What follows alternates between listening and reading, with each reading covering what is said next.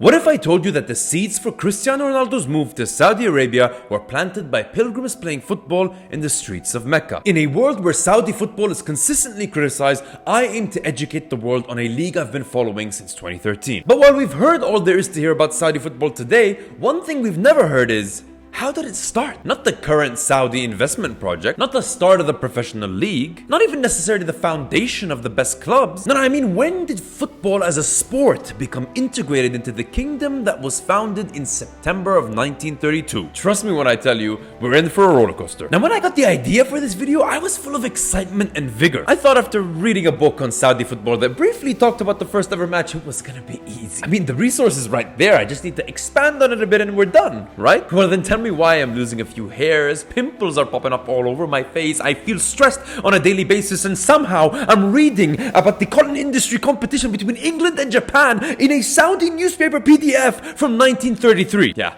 We're good here. But man, I just wanted to know how things started. But I ended up in a hole of knowledge that didn't just end up teaching me about football, but history, politics, and religion, culture. Ladies and gentlemen, this is the story of how football started in Saudi Arabia. Now, we cannot separate football from life. As much as we like to say don't mix politics with football, it's very hard not to. If you take the official account that Al-Ittihad was the first ever club to be founded in Saudi Arabia in 1927, you have to look at what 1927 means. It was a time between world wars. It was just before the Great Depression. It was in the midst of the formation of the Kingdom of Saudi Arabia, which at the time was known as the Kingdom of Hijaz and Najd. Pay attention to the word Hijaz, a significant region in Islamic and Arabian history. The location of the Kaaba, the location of Mecca, the most important place in the Islamic world, where Muslims in their millions from around the world travel to on a yearly basis. It is also where football was born in what we know today as the Kingdom of Saudi Arabia. Now, what we do know is that by the end of 1925, the Hashemite kingdom became part of the Kingdom of Najd, thus becoming the Kingdom of Hijaz and Najd. Now, despite the many disputes that circulate around which is the first club to be founded in Saudi Arabia, one thing is nationally agreed upon.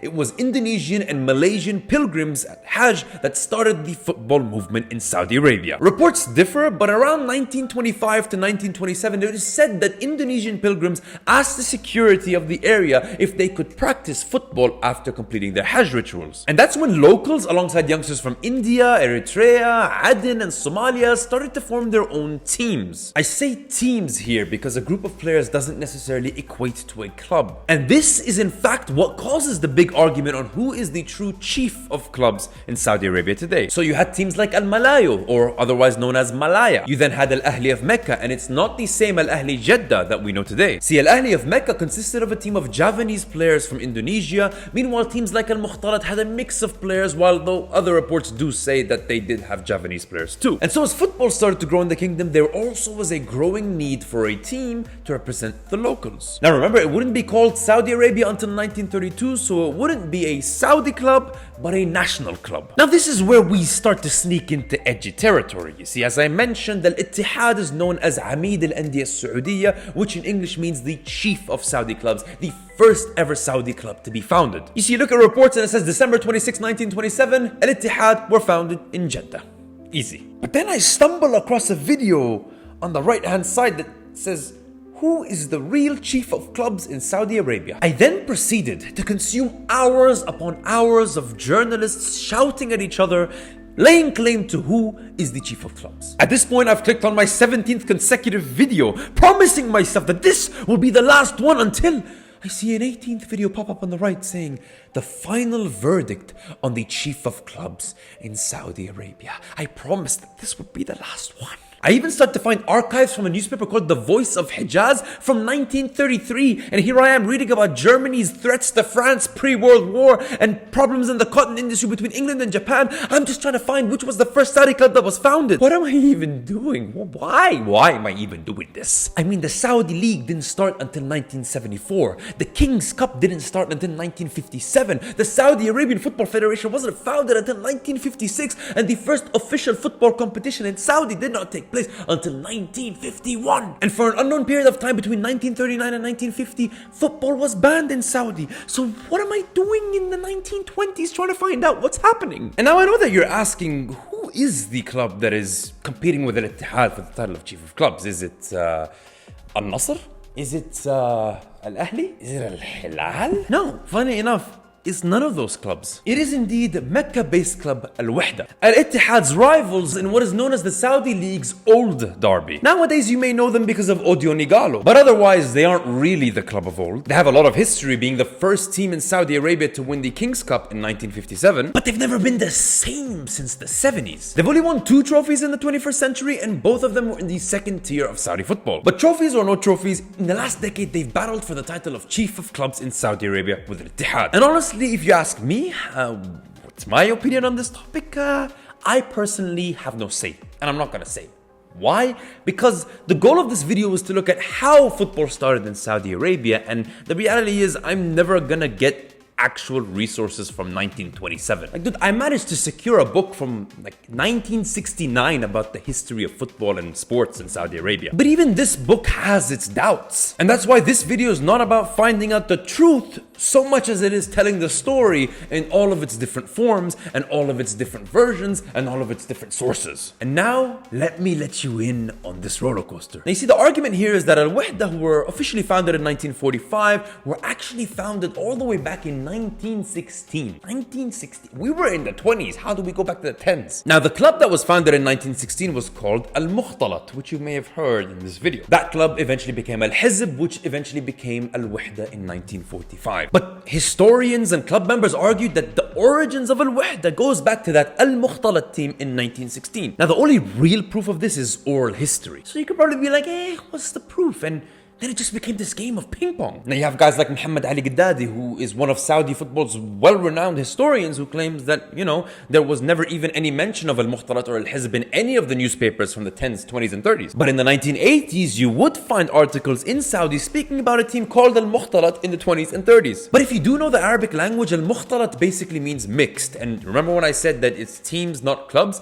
You could have basically just had a team of mixed nationalities and called them هذا فريق المختلط. They're just a team of mixed nationalities, not necessarily a club. It's just like, yo, it's the مختلط. So now where do we stand? Well, still in 1927. You see, we didn't talk about one club, a club that I don't have the shirt of because they disbanded in about 1928, and they're called Al-Riyadi. The team that in one way or another led to the birth of Al-Ittihad in 1927. Now, Al-Riyadi simply means the sports club, but they represented so much more than that at the time because they were actually represented by higher class families of Jeddah. So when your typical blue collar workers came with a cigarette in one hand and the uniform and they tried to play with the team, they weren't really welcome. And one of the main stories that led to Al-Ittihad's formation was the rejection of a construction worker called Ali Yamani. Now see, this other guy called Saleh Salama recommended him to join the Riyadi because he was a decent player, but they rejected him because he wasn't part of the aristocracy, the high class. So when they rejected him, Salama took Yamani alongside a group of other guys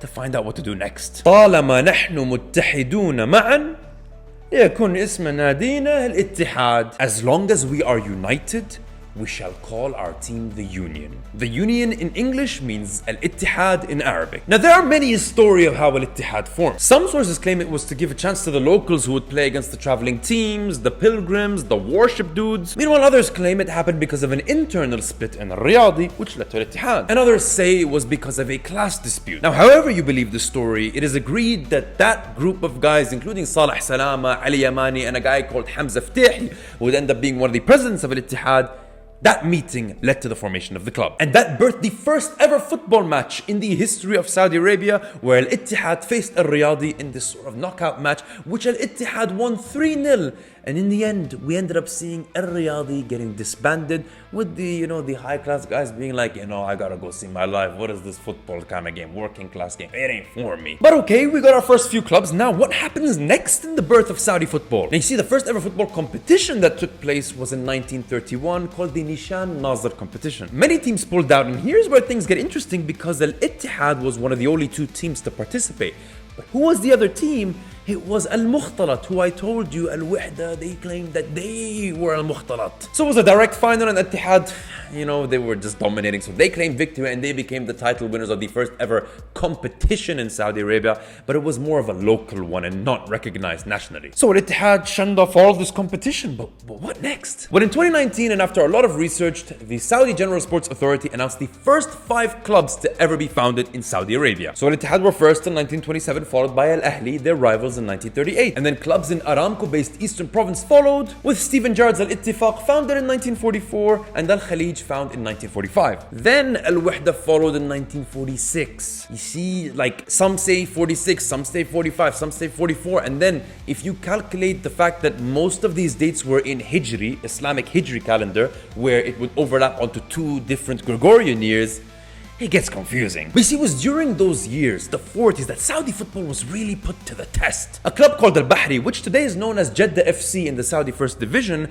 actually led to an initial ban on the practice of football in Saudi. See, a fight broke out between them and Al Ittihad in a match, and this was in fact one of the things that the higher class Al Riyadi would say about these lower class players. And their opinion was that they would cause problems, they would say bad words and chants, they'd come with their cigarettes and all of that. So this actually led to a ban. But that wouldn't be the last of any bans, especially in the Mecca province. Like, just 1940 to 1950 was a very tough time. Teams were only allowed to train but not compete. Now you have different sources claiming football was banned in 1938, 1939, 1942, with various others claiming that it returned in 1946 with the official founding of Al-Wahda, and others claiming 1950. One thing everyone agreed on though was there was a ban. And the next thing everyone agrees on is that the first ever competition to take place nationally in Saudi Arabia is the 1951 Ministry of Interior League Cup. Since there was no federation at the time, the Ministry of Interior oversaw the practice of football in Saudi after the Second World War. And the first winner of the competition was Al-Ittihad, and they defeated their rivals Al-Ahli 3-2 in the final. Now this trophy is not considered an official trophy today, with the first one being the 1957 Kings Cup that I talked about, which Al-Wahda won.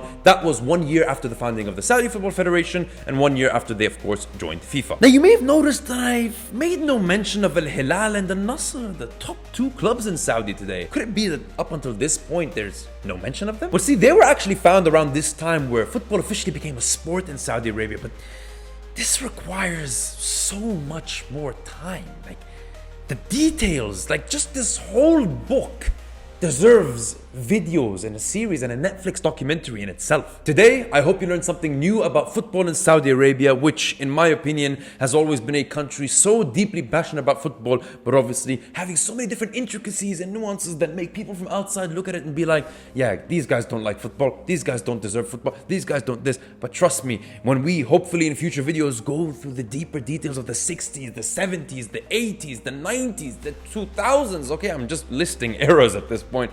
Once we go through the details of these times, I think we really come to appreciate how Saudi football reached the position that it is today. And, you know, there's things like Roberto Rivelino, the World Cup winner, arriving at Saudi in 1978. You know, you've got players like Jair Zinho, who became a football manager in Saudi, as well as Didia, World Cup winner with Brazil in the 50s. I'm telling you, everyone thinks the Saudi football revolution started in 2023, but I'm telling you, it started all the way back in 1978. So I'm Fayyad, your resident Saudi League expert, and I hope you enjoyed this video. I'm someone who aims to have a football storytelling platform in different languages for many different countries, not just Saudi Arabia, but as I'm doing this all on my own, it's quite hard to keep up with football from around the world. And so for me to build that environment that I want, that ecosystem of football storytelling, your likes, your subscribes, your comments, all of these are beneficial to me in reaching that dream and bringing any of you who are interested in this into my world of football storytelling. You can go to my TikTok for quicker and shorter videos on Saudi football, and of course here we'll find the very nitty-gritty details. You got any questions? Don't hesitate to ask me, and it's been an honor telling this story to you guys, and happy to hear all your opinions, the good, the bad, the ugly, anything you want. See you.